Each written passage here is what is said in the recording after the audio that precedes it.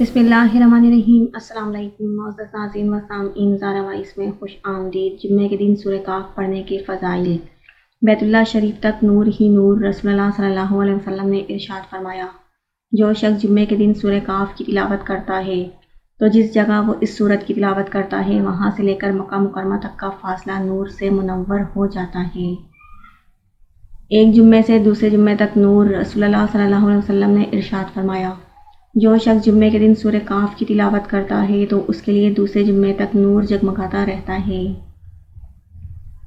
دجال سے حفاظت کا ذریعہ۔ رسول اللہ صلی اللہ علیہ وسلم نے ارشاد فرمایا، جو شخص جمعے کے دن سورہ کاف کو ایسے ہی پڑھے جیسے کہ وہ اتاری گئی ہے، یعنی تجوید کے ساتھ اچھے انداز میں، اور پھر دجال کو پا لے تو دجال اس پر مسلط نہیں ہوگا۔ ابتدائی 10 آیات یاد کرنے کی فضیلت۔ رسول اللہ صلی اللہ علیہ وآلہ وسلم نے ارشاد فرمایا، جو شخص سورہ کاف کی ابتدائی 10 آیات یاد کرے گا وہ دجال کے فتنے سے بچا لیا جائے گا۔ آخری 10 آیات کی فضیلت۔ رسول اللہ صلی اللہ علیہ وآلہ وسلم نے ارشاد فرمایا، جس شخص نے سورہ کاف کی آخری 10 آیات یاد کر لی پھر دجال نکل آیا، دجال اس پر غلبہ نہیں پا سکے گا۔ Thanks for watching. Please like, share and subscribe.